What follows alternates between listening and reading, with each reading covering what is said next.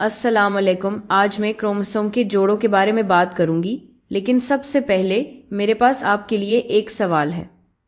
शहतूत का दरख्त, अमरीकी चूहा और इंसानों में से आपके ख्याल में सबसे ज़्यादा क्रोमोसोम्स किसके पास होते हैं? शहतूत के दरख्त के पत्ते सब्ज होते हैं और इसके फल बहुत मज़ेदार होते हैं। अमरीकी चूहे बहुत प्यारे छोटे मैमल्स हैं जिनमें कई जिस्मानी निज़ाम होते हैं और इंसानों के पास बहुत ताकतवर दिमाग और पेचीदा समाजी ताल्लुकात बनाने की काबिलियत होती है। जवाब बताने से पहले आइए क्रोमोसोम्स के बारे में थोड़ा सा और सीखते हैं। क्रोमोसोम्स ऐसी साख्तें हैं जो जानदार के जीन्स पर मुश्तमिल होती हैं, और जीन्स विरासत की वो कायां हैं जो वालिदैन से औलाद को मुंतकिल होती हैं और जानदार की खसूसियात पर असरअंदाज होती हैं। क्रोमोसोम्स और इनमें मौजूद जीन्स जानदार के खलियात के अंदर पाए जाते हैं। कई खलियात वाले जानदारों में क्रोमोसोम्स खलिये के न्यूक्लियस के अंदर पाए जाते हैं। क्रोमोसोम्स की बहुत सी अक़साम होती हैं जो जोड़े की शक्ल में मौजूद होती हैं। मिसाल के तौर पर ये एक तस्वीर है जो माइक्रोस्कोप से ली गई है, जिसमें एक आम इंसानी जिस्म के खलिये के क्रोमोसोम्स दिखाए गए हैं। क्रोमोसोम्स को इस तरह तरतीब दिया गया है कि हम आसानी से देख सकते हैं कि इंसानों के पास 46 क्रोमोसोम्स होते हैं, जिन्हें 23 जोड़ों में तरतीब दिया जा सकता है। ये हर एक क्रोमोसोम का जोड़ा है।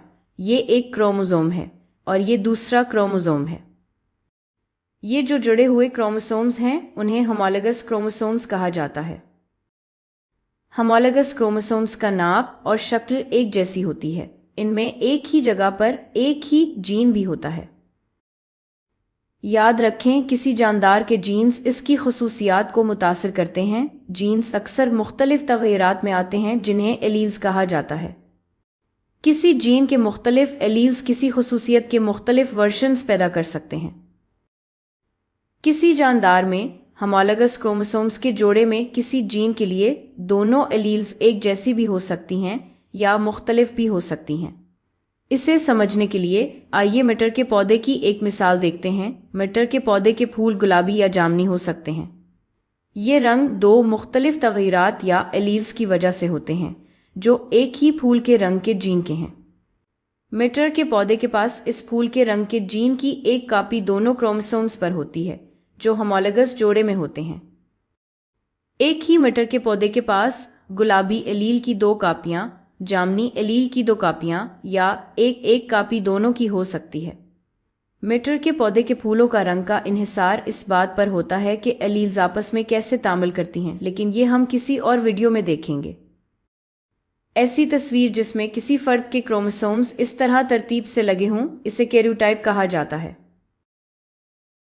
साइंसदान और तिबी माहिरीन किसी फर्द का कैरियोटाइप देख सकते हैं माइक्रोस्कोप के नीचे, ताकि ये जान सकें कि कहीं से कोई जीनियाती मर्ज तो नहीं है। ये इस तरह जाहिर हो सकती है कि किसी होमोलोगस जोड़े में क्रोमोसोम्स के नाप में फ़र्क हो या कोई इजाफी क्रोमोसोम मौजूद हो। अब चूंकि आप क्रोमोसोम से कुछ हद तक वाकिफ हो गए हैं, तो आइए वापस उस सवाल की तरफ चलते हैं जो मैंने वीडियो के शुरू में पूछा था। शहतूत का दरख्त, अमरीकी चूहा और इंसानों में से किस जानदार के पास सबसे ज्यादा क्रोमोसोम्स हैं? कोई अंदाजा? शहतूत के दरख्त के पास सबसे ज्यादा क्रोमोसोम्स हैं। इन पौधों के पास बहुत ज्यादा यानी 308 क्रोमोसोम्स होते हैं। अमरीकी चूहे दूसरे नंबर पर आते हैं, इनके पास 64 क्रोमोसोम्स हैं। और जैसे हमने पहले कहा था, इंसानों के पास सिर्फ 40 क्रोमोसोम्स हैं, इसलिए हम तीसरे नंबर पर आते हैं। क्या आपको हैरत हुई? यकीन करें या ना करें, इंसान जिनके पास बड़ा दिमाग और पेचीदा माशरती निज़ाम है, इनके पास बहुत से ऐसे जानदारों के मुकाबले में कम क्रोमोसोम्स हैं जो बज़ाहिर कम पेचीदा लगते हैं। क्या शहतूत के दरख्त हमारी सोच से ज़्यादा पेचीदा हैं? हो सकता है। और शायद क्रोमोसोम्स खसूसियात को मुतय्यन करने में जो किरदार अदा करते हैं, इसे समझने के लिए और भी कुछ जानना बाकी है। आज के लिए बस इतना ही। देखने का शुक्रिया।